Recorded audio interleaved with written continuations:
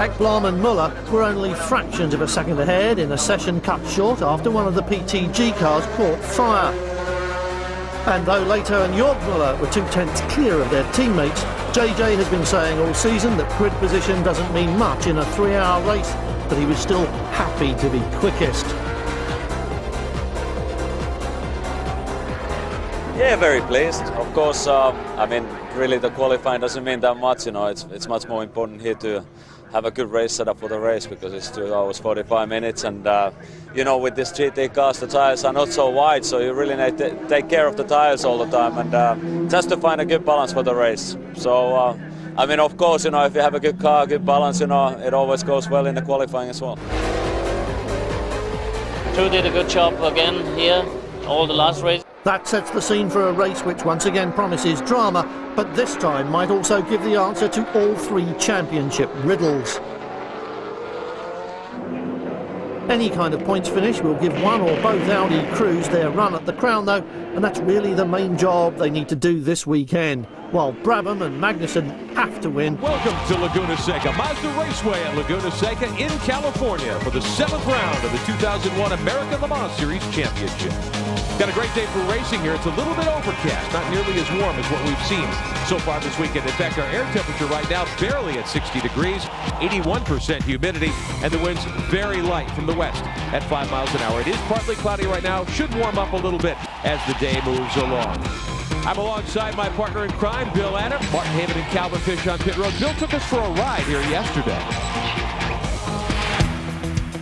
Just under 2¼ miles with 11 turns. The real challenge of Laguna Seca is elevation changes. From Germany, the GT pole sitter, one of the Schnitzer cars, the 42, J.J. Lehto and Jörg Müller will share that machine today. The rest of the field looks like this as we're about ready to go green. Starting 11th, it's the other Dick Barber 675 car. The Nighthawk car starts 12th of the 675s. There's the Celine.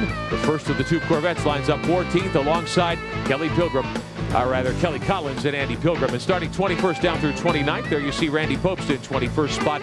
Johnny Molan lines up 22nd here today. We've got 4 different in-car looks for you today. The quickest car in GT in the morning warm-up, the Porsche. Sasha Maassen lines up 18th. He and Lucas Luhr will share one of the Alex Joe machines. The 42 car, the Schnitzer BMW. Lehto is the GT pole sitter today, starting 16th overall. Cars ready to come out of the front straightaway for the first lap here at Laguna Seca. This will be interesting because remember the temperatures are not normal. Oh, the panels almost got pinched onto the wall right at the start, but didn't hit. Now watch for cold tire problems. They will not have much traction right now. Share that car, and they are way back in line now amidst the GT machines. Well, Ronaldo Capello is covering himself in glory, but that's not the kind of glory he needs to have. He had that unbelievable, nightmarish first lap at Mosport. We saw him go up, crash out. The champion Audi crew, we go on board with JJ in the number 42 BMW.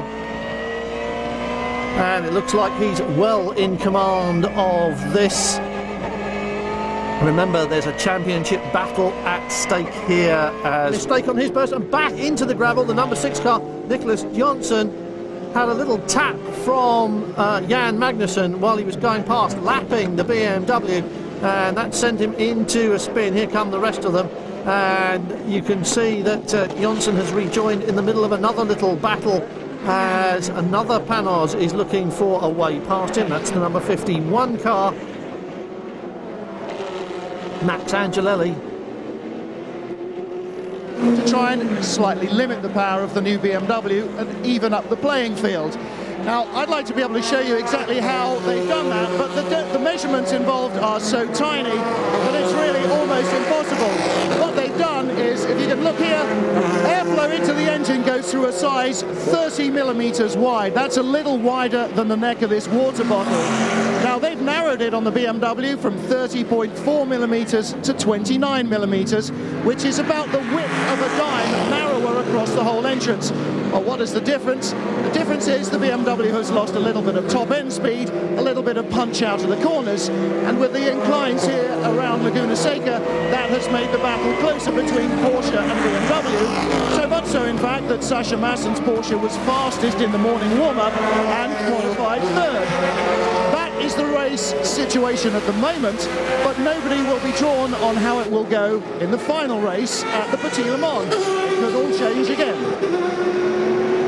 Watching J.J. Lehto with one of those newly more restricted V8 BMWs built, but he's been the class of the field here in the early going. He and his teammate Fredrik Ekblom running 1-2 in GT. He is, and he is driving so well. I think that's a large part of it. You see Jörg Müller and J.J. Lehto, they're ahead by a little bit, not a huge gap. Sascha Maassen and Lucas Luhr could easily catch up if they have a strong day today. And based on what Martin has brought out, they did have the quickest lap in warm-up, and right now they're losing ground, but who knows what the plan is for them. They may be playing a waiting game.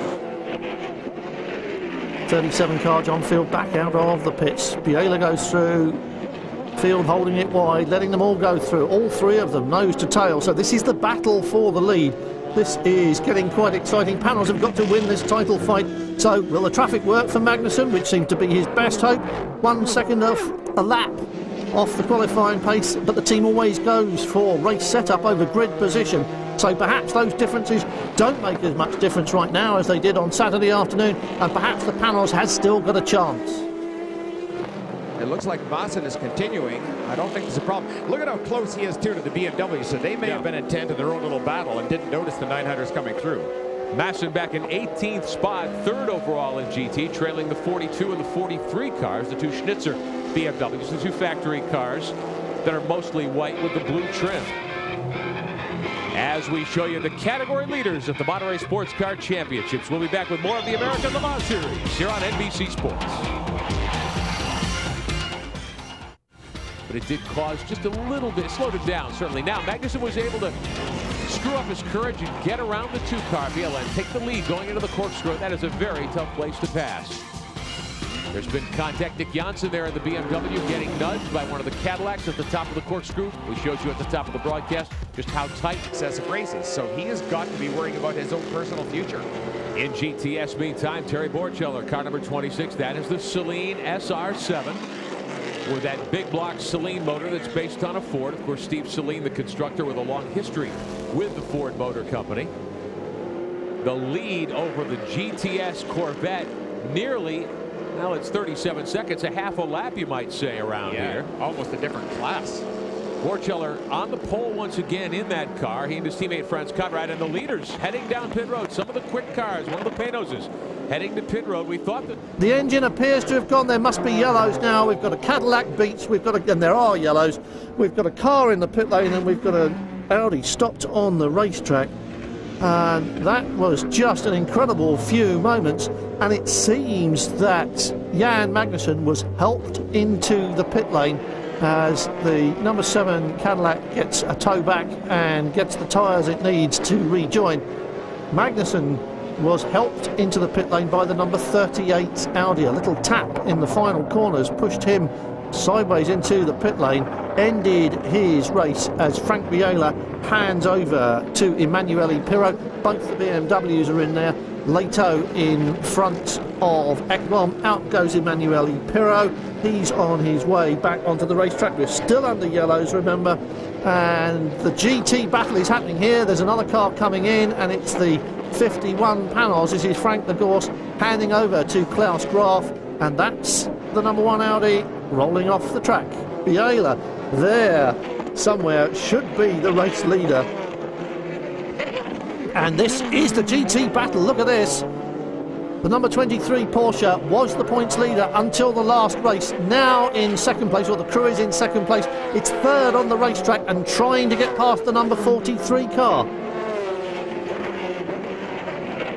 Well, both the Müllers in the cars now, so Jörg Müller dashed their hopes as we rejoin GT.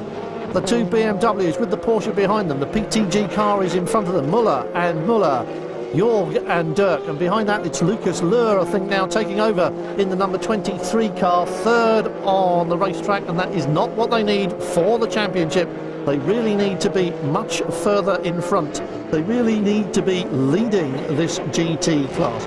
Blue flags waving all over the place, but I don't suppose anybody in this little train needs to be told there are people behind.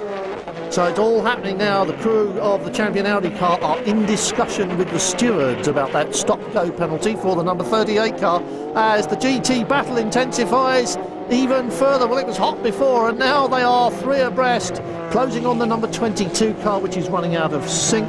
It's not actually in front, and neither is the number 6 car. So it's 42, 43 and 23 are P1, 2 and 3 in GT. That's what you are looking at.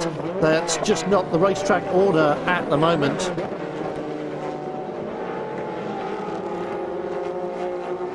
That was purely his fault. Now we'll show you the next time we get a chance to on the 50 car. You saw a piece go flying. Here it is in many other places in some of those historic GTP machines, and one of the all-time greats standing by down on pit road with our Martin Hay.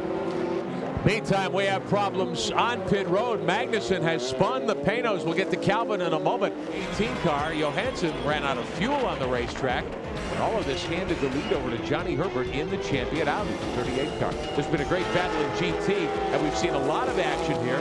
One of the Milner PTG BMWs to stop and go penalty, or actually an extra penalty after the pit stop. We'll talk about that in a moment. Hans Stuck, meantime, on board one of the BMWs, the 6 car. He was in contact with one of the Porsches. You saw that a moment ago. Tap on the back end of the panels, and that's Hans Stuck walking away from the number 6 BMW, and quite clearly that is out of the race. And I've got a feeling it's pointing in quite the wrong direction. Yes, it is. He's had an off. He's lost the back end coming down the hill out of the corkscrew. Oh, and that's going to be a very big one. Ow! That hit the tyre wall very hard indeed. Luckily, we've already seen him walk away from that. So Hans Stuck is out of it and out of the pits. But I think that's still going to put him in second place behind Frank Biela. Hans Stuck quite unhurt there. Moore rides third. Meantime, the car immediately in front of him, about 12 seconds in front. Jörg Müller in car number 42. And he could get a look there at the CGL telemetry in that race car. Yeah, wouldn't you love a street car like I mean, that M3 that accelerates like this? I would take any M3 to start with. I mean, particularly in California. I think if God made a place for M3s, it's got to be out here around Monterey. Spectacular roads and countryside, and great sound too. Hear the straight cut gears whining. The 42 that you're riding in, 10th overall right now. There's the GT leader, 9th overall, the 43 with Dirk Müller on board. Such pretty cars, really good looking machines. They have giant brakes on them, plus that wonderful high horsepower motor. V8 motor in these cars mid-season. They've been restricted a little more. The air restrictors, as we told you at the top of the broadcast. Just for a second, if you were with us at the top of the broadcast, it was overcast and the air temperature was less than 60 degrees as we watched Pirro in the 2 car leading. The sun has come out. It's warmed up substantially, and that will change a lot in terms of your tire choice. At least 3 American Le Mans Series races coming up here on NBC Sports next summer. Washington will be back at Mosport in Bowmanville, Ontario, Canada, just outside Toronto in August.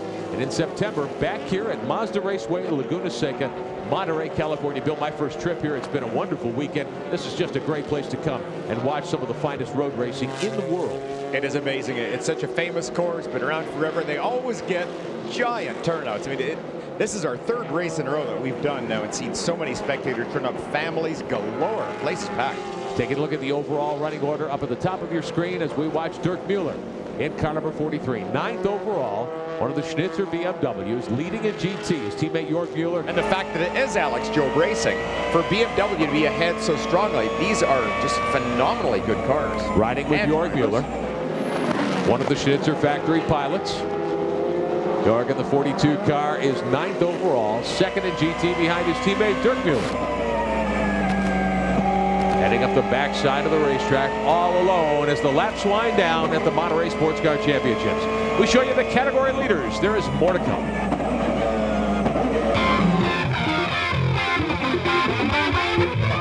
Our NBC Sports coverage of the American Le Mans Series Monterey Sports Car Championships, being brought to you today by BMW.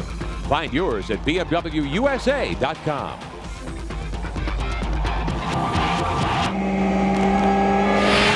Next weekend, a busy schedule of NASCAR action here on NBC. The home stretch and the race for the Winston Cup Championship. But first, Saturday afternoon, 2 Eastern, coverage from New Hampshire International Speedway, the NASCAR Busch North Series in the New Hampshire 125.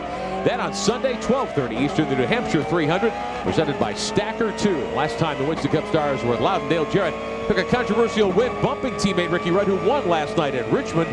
Now they look to be in contention next weekend again, chasing down points leader Jeff Gordon. The suspension problem was referred to. And Dirk sitting on pit road. He has to run one more lap, evidently, to take the class win. Yeah, I mean, and I'm questioning that. I'm not sure about this or not. Has done the minimum required distance to qualify as a finisher, but only if it takes the checkered flag. So Didier is sitting in the California sun stewing. He has 1 lap to go in this race to make sure that the team win the championship. They've changed the entire rear end. Everything back of the engine was changed in 45 minutes behind the wall, and they are ready to go for the final lap of the race, and they will go out in the last minute to do it. Now this is more or less a sprint race, under 3 hours in length, but this is something you might see at Le Mans. Pretty typical at the 24 hours of Le Mans. Riding with one of the BMWs, one of the Schnitzer cars, the 42. We'll be back with more of the American Le Mans Series Monterey Sports Car Championships presented by Mazda after these words from our local station. Documented earlier, they changed tire brands in the middle of the season. And most for it, they went to Dunlop from Goodyear. As we watch your GT leader, Jörg Müller, in the 43 car, one of the Schnitzer machines, 8th overall, first in class. Even though you're in pit lane, you technically do cross start finish, so he does have enough to qualify there. And this ex-Grand Prix motorcycle racing world champion now will be the ALMS 675 champion this year. So congratulations to Didier. Renegades from Monaco. Second place car in GT, the 42, Jörg Müller, 10th overall. Down toward turn 5. And it sure sounds like he is going awfully slowly. I see the heat coming off the side, but if he is in trouble, he could lose second spot here to one of the McKenna Alex Joe Porsches. Calvin Fish, what are you hearing about this? Well, we got a report earlier that he got contact with the team and said, I've got some kind of strange vibration in the front end. They scurried around, typical Schnitzer deal, had a big powwow, and they determined that there's probably some tire buildup, not on the tire itself, but inside the rim.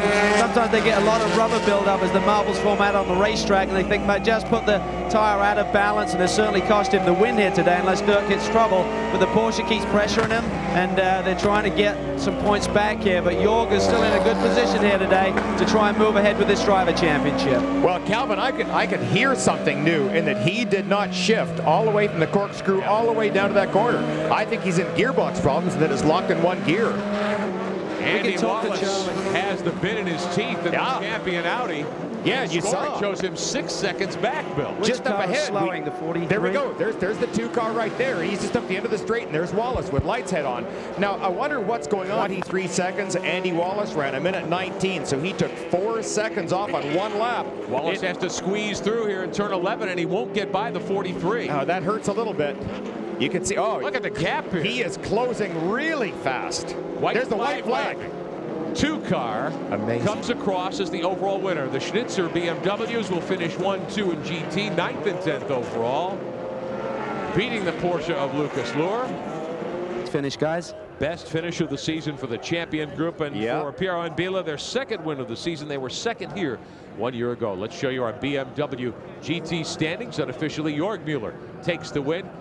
Perhaps team orders in action there. Dirk Müller had been out in front going into the last lap. They finish in 2nd. Lauren Maassen, Auberlen, and Said, one of the other BMWs, as we show you 7th through 12th in the GT category. I'd be willing to bet that you're right. I think there were orders in place there because it looked like young Dirk Müller had that thing all wrapped up. Well, as the fans enjoy a beautiful afternoon here on the Monterey Peninsula, now that the sun is out, the temperatures have warmed up. Let's find out more about the GT situation now that the checkered has fallen. Back to Calvin Fish. Well, we're down here with Jörg Müller. Jörg, it looked like Dirk had a little bit more than you out there on the track. I know you had a tire vibration, but then team orders look like they're really pushing you for the championship right now.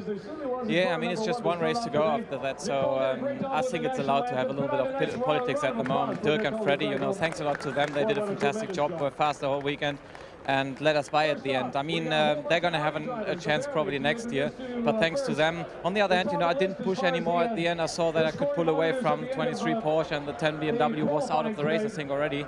So they're the only competitors in the championship, so I just took it easy. Great run today. Let's get over to Martin Haven.